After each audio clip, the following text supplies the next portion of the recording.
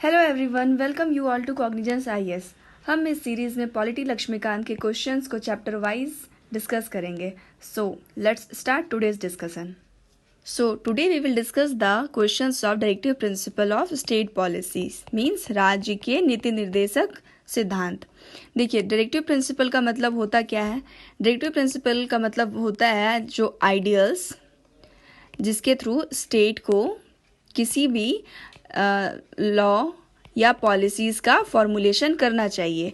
और यहाँ स्टेट का मीनिंग क्या हो जाएगा? स्टेट का मीनिंग सेम जैसा आपका पार्ट 3 में डिस्क्राइब किया गया था, जो होता है पार्लियामेंट या फिर आपका स्टेट लेजिस्लेचर या कोई भी पब्लिक अथॉरिटी, वो स्टेट के अंडर आएगी।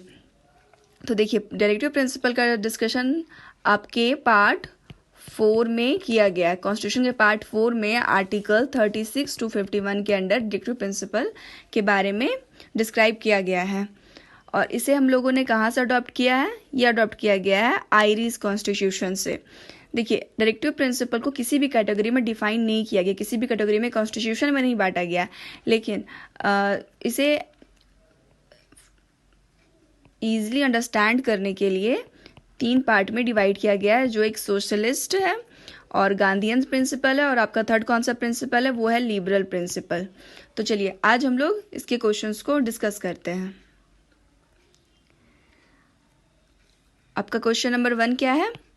विच of the following statement about a uniform civil code are correct? तो यूनिफॉर्म सिविल कोड जो आपके आर्टिकल 44 में दिया गया है, इसके बारे में कौन सा स्टेटमेंट करेक्ट है? फर्स्ट स्टेटमेंट क्या कहता है? ये जो यूनिफॉर्म सिविल कोड है ये बाइंडिंग है स्टेट के ऊपर, और ये जरूरी है कि ये सारे लोगों को एप्लीकेबल हो। और सेकंड स्टेटमेंट क्या कह रहा है? The provision regarding a uniform civil code is contained in part 3 of the constitution. तो यूनिफॉर्म सिविल कोड है वो पार्ट 3 का पार्ट है। देखिए, नहीं, ये यूनिफॉर्म सिविल कोड किसमें आपका डिस्क्राइब किया गया है? पार्ट 4 में। और बाइंडिंग यहाँ पे बोल रहा है आपका स्टेटमेंट 1 में। तो आपको पता है कि डीपीएसपी का कोई भी पार्ट, कोई भी आर्टिकल बाइंडिंग नहीं है स्टेट के ऊपर। तो आपका स्टेटमेंट 1 एंड 2 दोनों इनकरेक्ट हो जाएगा। इस तरह आपका ऑप्शन डी करेक्ट है। देखते हैं question number 2। Directive principle of state policies direct the state for which of the following? तो डायरेक्टिव प्रिंसिपल स्टेट को क्या डायरेक्शन देती है? तो आपका स्टेटमेंट 1 है to secure a social order for promotion of welfare of people. ये एक सोशल ऑर्डर सिक्योर करने की बात करती है जो पीपल के वेलफेयर के लिए हो। और सेकेंड स्टेटमेंट है to separate judiciary from executive. तो जुडिशरी को एग्जीक्यूटिव से अलग करने की बात करती है। थर्ड क्या है? To improve public health. तो पब्लिक हेल्थ को इम्प्रूव करने के लिए डायरेक्टिव्स प्रोवाइड करती है स्टेट को। तो आप देखेंगे कि सोशल ऑर्डर को मेंटेन करने के लिए डायरेक्टिव प्रिंसिपल्स का यूज़ किया जाता है। और ये तीनों कहाँ कहाँ पे डिस्क्राइब्ड है? आपका देखिए, जो फर्स्ट स्टेटमेंट है इसके बारे में आर्टिकल 38 में डील किया गया, और to separate judiciary from executive इसके बारे में कहाँ डील किया गया है? आर्टिकल 50 में। और आपका टू इम्प्रूव पब्लिक हेल्थ इसके बारे में कहाँ डील किया गया? आपका आर्टिकल 47 में। 47 में ये डील किया गया है कि न्यूट्रिशंस के लेवल को बढ़ा करके और लिविंग ऑफ स्टैंडर्ड को बढ़ा के आप पब्लिक हेल्थ को मेंटेन करें। तो इस तरह आपका तीनों का तीनों ऑप्शन करेक्ट हो जाएगा। देखते हैं question number 3। Consider the following statement. आपको स्टेटमेंट को देखना है और करेक्ट ऑप्शन चूज करना है regarding directive principle of state policies. तो फर्स्ट स्टेटमेंट क्या है? Directives in the nature of ideals of the state. ये डायरेक्टिव्स हैं जो कि स्टेट को किसी भी लॉ को फॉर्मुलेट करने के लिए आइडिया देते हैं। सेकंड क्या है? Directives influencing and shaping the policy of state. ये वो डायरेक्शंस है जो स्टेट को पॉलिसी फॉर्मुलेट करने के लिए सेप प्रोवाइड करते हैं। थर्ड क्या है? Non justiciable rights of the citizen. ये नॉन जस्टिसिएबल है। तो देखिए, यहाँ पे आप अगर कॉमन सेंस यूज़ करें तो डीपीएसपी अगर नॉन बाइंडिंग है तो नॉन जस्टिसिएबल भी होगा। तो आपका स्टेटमेंट 3 यहाँ करेक्ट हो जाएगा, लेकिन फिर भी आपके पास 3 ऑप्शन बच जाते हैं। और डायरेक्टिव प्रिंसिपल क्या है, मैंने अभी डील किया था कि वो स्टेट को प्रोवाइड करते हैं कि वो पॉलिसी और लॉ को according to principle, according to social welfare formulate करे। तो आप देखेंगे तो आपका 1 और 2 दोनों का दोनों स्टेटमेंट करेक्ट हो जाएगा। तो यहाँ आप इस तरह ऑप्शन डी को चूज कर सकते हैं। देखते हैं हमारा question number 4, Which of the following statement about the changes made by 42nd Amendment to the Constitution relating to directive principle of state policies are correct? तो जो 42nd Amendment में 1976 में जो भी डायरेक्टिव प्रिंसिपल में आर्टिकल्स ऐड किए गए थे उनके रिगार्डिंग आपको करेक्ट ऑप्शन चूज करना है। तो फर्स्ट क्या है, it enabled state to provide free legal aid to its citizen. और सेकेंड क्या है, it provided for the state to secure the participation of workers in management of undertaking.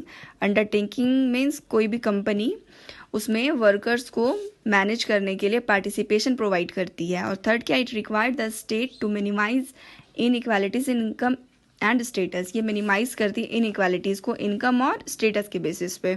तो देखिए ये तीनों का तीनों ही आपका डीपीएसपी का पार्ट है, लेकिन अगर आप देखेंगे तो 42nd में केवल 4 आर्टिकल्स नए ऐड किए गए थे। और आपको इसमें डिफ्रेंशिएट करने के लिए आर्टिकल्स को अच्छे से देखना पड़ेगा। तो यहाँ देखिए ये इनेबल करती स्टेट को फ्री एंड लीगल एड, ये कब ऐड किया गया था, ये आपका ऐड किया गया था 42nd अमेंडमेंट एक्ट में। और ये किसके बारे में, ये कौन से आर्टिकल के अंडर आता है, ये आपका आता है आर्टिकल 39A में। फ्री और लीगल एड इसलिए प्रोवाइड किया गया था ताकि किसी भी पर्सन को इनकम के बेसिस पे इनइक्वालिटी फेस ना करना पड़े लीगल सर्विसेज के लिए। और सेकंड स्टेटमेंट जो है वो आपको प्रोवाइड किया गया था आर्टिकल 43A में, और ये भी आपका 42nd अमेंडमेंट एक्ट में आया था। और जो आपका थर्ड है ये आपको डीपीएसपी में पहले से ही फॉर्मुलेटेड था। तो यहाँ पे आपका ऑप्शन 1 एंड ऑप्शन 2 करेक्ट हो जाएगा। देखते हैं हमारा next question number 5, which one of the following is the real guiding factor for state to meet social needs and for the establishment of new social order. तो social order को maintain करने के लिए कौन सा गाइडिंग प्रिंसिपल है state के पास, तो वो क्या है, अभी हमने डिस्कस किया जिस चैप्टर में हम लोग पढ़ रहे हैं, ये है directive principles of state policies. Fundamental rights तो लोगों को प्रोवाइडेड है, और प्रियम्बल ऑफ द कॉन्स्टिट्यूशन में भी इसके बारे में डीलिंग किया। और डिस्ट्रीब्यूशन ऑफ पावर किसके बेसिस पे, आपका स्टेट एंड सेंटर पे जो डिस्ट्रीब्यूशन ऑफ पावर। तो ये जो तीनों स्टेटमेंट है ये इसके रिगार्डिंग एकदम वेग स्टेटमेंट है, तो आप यहाँ पे आराम से चूज कर सकते हैं ऑप्शन सी। देखते हैं question number 6, which one of the following is not stated in DPSP in the constitution of India. तो डायरेक्टिव प्रिंसिपल में कौन सा प्रोवाइडेड नहीं है।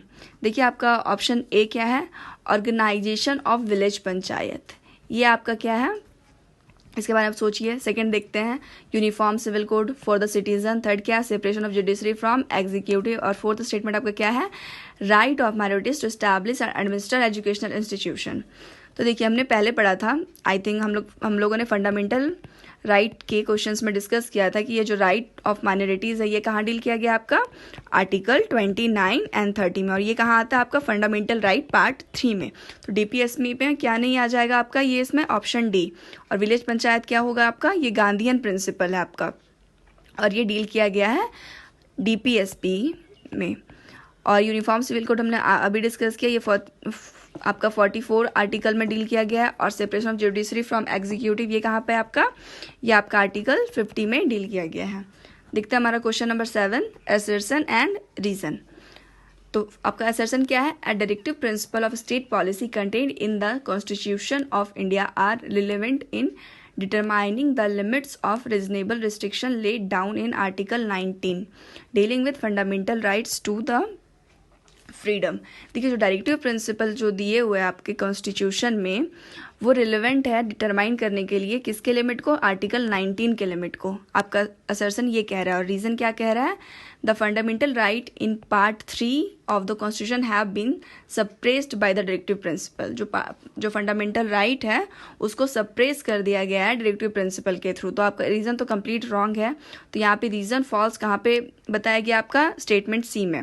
तो अगर आपको स्टेटमेंट 1 असर्शन नहीं भी पता हो तो आप देखेंगे कि आपका डायरेक्टिव प्रिंसिपल दिया गया है पार्ट 4 में, और ये सप्रेस नहीं करता है आपके पार्ट 3 को, तो आप यहाँ से ऑप्शन सी को चूज़ कर सकते हैं। दिखता है हमारा next question, question number 8। The directive principle of state policies contain in the constitution are not enforceable by any court yet they are. ये कोर्ट में इन्फोर्सेबल नहीं है, फिर भी ये क्या है, ये देखिए जब कोर्ट में इन्फोर्सेबल नहीं है तो आप यहाँ पे कॉमन सेंस से ऑप्शन को एलिमिनेट कर सकते हैं। फर्स्ट क्या कह रहा है, fundamental in the governance of the country. चलिए सेकंड देख लेते हैं, बाइंडिंग ऑन द स्टेट। और थर्ड स्टेटमेंट है enforceable at the instance of parliament and fourth superior to fundamental rights. तो हमने अभी डील किया, ये सुपीरियर तो नहीं है फंडामेंटल राइट्स से, ये बैलेंस इस्टेब्लिश करने की बात करता है फंडामेंटल राइट एंड डीपीएसपी के बीच में बैलेंस स्टैब्लिश करके एक वेलफेयर स्टेट का फॉर्मुलेशन किया जा सकता है। बट यहाँ पे ये फंडामेंटल राइट से सुपीरियर नहीं है और ये इन्फोर्सेबल भी नहीं है क्योंकि ये बाइंडिंग नेचर का नहीं है और बाइंडिंग नहीं है। चलिए ये भी स्टेटमेंट आपका इनकरेक्ट है क्योंकि ये बाइंडिंग नहीं है, तो ये fundamental in the governance of country, country के फंडामेंटल गवर्नेंस को ये फॉर्मुलेट करने में हेल्प करता है। तो इस तरह आपका ऑप्शन ए करेक्ट हो जाएगा। देखते हैं हमारा next question, question number 9। Which of the following are included in directive principle of state policies in the Constitution of India? तो डायरेक्टिव प्रिंसिपल में कौन कौन सा इंक्लूडेड है, तो आपको स्टेटमेंट देखना और करेक्ट ऑप्शन चूज करना है। तो uniform civil code for all citizen, ये हमने अभी डील किया। Separation of judiciary from executive, ये भी हमने डील किया है। देखते हैं हमारा third statement, protection of monuments of national importance, तो ये भी आपका दिया गया directive principle of state policies के आर्टिकल 49 में। तो आप देखेंगे इस तरह से आपका तीनों का तीनों स्टेटमेंट करेक्ट हो जाएगा। देखते हैं question number 10। With respect to directive principle of state policies which one of the following pairs is not correctly matched. यहाँ आपको देखना है कि कौन करेक्टली मैच्ड नहीं है। तो ये आपका फैक्ट बेस्ड क्वेश्चन है, इसके लिए आपको आर्टिकल्स को अच्छे से देखना पड़ेगा। देखते हैं option A, to secure just and human condition of work and maternity relief, ये कहाँ पे आपका आर्टिकल 42 में प्रोवाइड किया गया है। To organise village panchayat as units of self government, ये आपका आर्टिकल 40 में है। To secure the improvement of public health and the prohibition of intoxicating drinks and the drug which are injurious to health, ये भी आपका 47 आर्टिकल में provide किया गया है। देखिए to protect all monuments of historic interest and national importance, ये article 50 में। देखिए मैंने अभी लास्ट क्वेश्चन में डील किया, ये आर्टिकल 50 में नहीं, ये आर्टिकल 49 में है। तो इस तरह यहाँ पे आपका नॉट करेक्ट ऑप्शन डी हो जाएगा। और आर्टिकल 50 में किसके बारे में डील किया गया है, ये separation of judiciary from executive के बारे में डील करता है। देखते हैं हमारा next question, question number 11। Which one of the following is not a directive principle of state policies, तो कौन directive principle of state policies के अंडर नहीं आता है। तो देखते हैं ऑप्शन ए क्या है, the state shall endeavour to secure for the citizens a uniform civil code, ये स्टेट को प्रोवाइड करता है सिक्योर करने के लिए यूनिफॉर्म सिविल कोड को। सेकंड क्या है आपका, the state shall promote with special care the educational and economic interest of the weaker section, तो स्टेट प्रोमोट किसको करेगा, स्पेशल केयर करेगा किसका, वीकर सेक्शन के लिए एजुकेशनल और इकोनॉमिक इंटरेस्ट में। थर्ड क्या है आपका, the state shall endeavour to promote adult education to eliminate illiteracy. देखिए यहीं पे हम लोगों को मिल गया, ये एडल्ट नहीं, यहाँ पे किसके बारे में डील किया गया है, एलिमेंट्री एजुकेशन के बारे में इसमें डील किया गया है।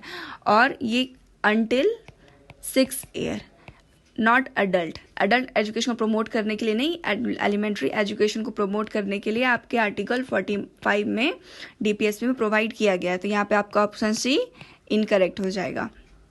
डी क्या है, the state shall endeavour to protect every monument place object, देखिए इसके बारे में हम लोग अभी डील किया, ये आर्टिकल 49 में प्रोवाइडेड है। तो आपका 11th का करेक्ट आंसर हो जाएगा सी। देखते हैं question number 12। Which one of the following is not the objective of DPSP, तो डीपीएसपी का ऑब्जेक्टिव क्या नहीं है, to establish a welfare state, ये तो इसका ऑब्जेक्टिव है। To ensure socio economic justice, ये भी डीपीएसपी का प्रिंसिपल है। एंड थर्ड क्या है, to establish a religious state. देखिए इंडिया एक सेकुलर कंट्री है और सेकुलर कंट्री में रिलीजियस स्टेट को एस्टैब्लिश करने के लिए कोई भी स्टेट कोई भी पॉलिसीज़ को नहीं फॉर्मुलेट कर सकती। तो आप यहाँ पे आपका ऑप्शन सी इनकरेक्ट हो जाएगा। ये आपका एक कॉमन सेंस का क्वेश्चन था, ये आप आराम से इसको करेक्ट कर सकते हैं। देखते हैं हमारा नेक्स्ट क्वेश्चन नंबर 13। इसमें असर्शन एंड रीज़न दिया गया है। देखिए असर्शन क्या है, the directive principle of state policies are not enforceable by any court. हाँ, ये आपका असर्शन तो करेक्ट है। एंड सेकेंड रीज़न क्या है, the directive principle are more or less fundamental in the governance of the country. तो ये fundamental है, यहाँ पे मोर और लेस वर्ड का यूज़ किया गया है। देखिए इस तरह का वर्ड रहता है तो यहाँ प्रोबेबली चांस होता है कि आपका स्टेटमेंट सही हो। तो ये fundamental governance of the country के प्रिंसिपल के तौर पे काम करती है। तो हाँ, आपका रीज़न भी सही है। लेकिन देखिए मैंने यहाँ पहले बताया था कि अगर आप रीज़न के बाद बिकॉज लगा के पढ़ेंगे तो आपको समझ में आएगा कि रीज़न असर्शन को फुलफिल कर रहा है कि नहीं। तो यहाँ पे हम लोग देखते हैं पढ़ के, the directive principle are more or less fundamental in governance of the country because the directive principle of state policies are not enforceable by any court. नहीं, दोनों आपस में अलग अलग हैं। तो यहाँ पे दोनों एक दूसरे को फुलफिल नहीं कर रहा है, इसलिए आपका ऑप्शन भी यहाँ पे करेक्ट हो जाएगा। देखते हैं हमारा next question number 14। Which one of the following is correct statement. यहाँ पे करेक्ट स्टेटमेंट आपको चूज करना है। तो आपका ए क्या है, primacy is given to all the directive principles contained in part 4 of the constitution over the fundamental right. तो फंडामेंटल राइट से ऊपर रखा गया है सारे डायरेक्टिव प्रिंसिपल को, जो आपके पार्ट 4 में आपका स्टेटमेंट ये कह रहा है। सेकंड क्या कह रहा है, primacy is given to all fundamental right conferred by article 14 to 32 of the constitution over directive principle. तो आर्टिकल 14 से 32 में जितने भी आर्टिकल प्रोवाइड किए गए हैं वो DPSP से ऊपर हैं। और सी क्या कह रहा है स्टेटमेंट आपका, primacy is given to all fundamental rights conferred by part 3 of constitution over directive principle. ये पार्ट 3 में जितने भी फंडामेंटल राइट है सबको ऊपर रखा गया है DPSP से। तो देखिए डी क्या है, primacy is given only to the DPSP in clause B and C of article 39 over fundamental rights conferred by article 14 and 19 of the constitution. तो हाँ देखिए इसके बारे में डील किया गया था, जहाँ भी आपका इसके बारे में डील किया गया था 1980 के केस में, कि जहाँ पे भी 39B and 39C की बात होगी वहाँ पे आपका जो DPSP होगा वो प्राइमेसी हो जाएगा आर्टिकल 14 and 19 से। तो इस तरह आपका ऑप्शन डी यहाँ पे करेक्ट होगा। देखते हैं हमारा next question number 15। Which one of the following directive principle was not originally provided for the constitution of India. तो कौन कॉन्स्टिट्यूशन ऑफ इंडिया में प्रोवाइड नहीं किया गया था स्टार्टिंग में। तो देखिए हमारा फर्स्ट ऑप्शन क्या है, citizens right to adequate means of livelihood. Citizen का राइट जो adequate mean of livelihood provide करे उसे, ये कहाँ प्रोवाइड किया गया आपका आर्टिकल 39 में। और फ्री लीगल एड कब प्रोवाइड किया गया, ये मैंने थोड़ी देर पहले डील किया था। चलिए सी देख लेते हैं, uniform civil code article 44 and prohibition of slaughter of cows and calves, इसके बारे में आर्टिकल 48 में डील किया गया। देखिए मैंने थोड़ी देर पहले डील किया था कि फ्री लीगल एड कब ऐड किया गया, आपका 42nd अमेंडमेंट एक्ट से ऐड किया गया और इसे 39A में रखा गया। तो यहाँ पे आपका ऑप्शन बी करेक्ट हो जाएगा। देखते हैं हमारा question number 16। The term equal pay for equal work is equal pay for equal work क्या है, ये आपका एक directive principle of state policies है। ये एक देखिए इसके बारे में डील किया गया आपका DPSP में, और कहीं पे भी इसके बारे में वैसा डील नहीं किया गया है। कॉन्स्टिट्यूशनल राइट ये नहीं है और ना ही फंडामेंटल राइट है, और फंडामेंटल ड्यूटी भी नहीं है। चलिए देखते हैं हमारा question number 17। Secularism is a basic feature of constitution of India. Secularism क्या है, एक बेसिक फीचर है कॉन्स्टिट्यूशन ऑफ इंडिया का, in the sense that the state should be neutral to different religion. इसका मतलब क्या है कि स्टेट को अलग अलग रिलीजन के साथ न्यूट्रल रहना चाहिए, किसी भी रिलीजन को प्रमोट नहीं करना चाहिए। तो इसका रीज़न क्या दिया गया है, इसका रीज़न है one of the directive principle of state policy state that it will be a part of the duty of state to improve breeds of cattle and stop slaughter of cows and calves. देखिए cows and काल्व्स का slaughter को रोकना ये भी दिया गया आपका directive principle में, लेकिन ये दोनों जो है वो अलग अलग आर्टिकल में आपका दिया गया है।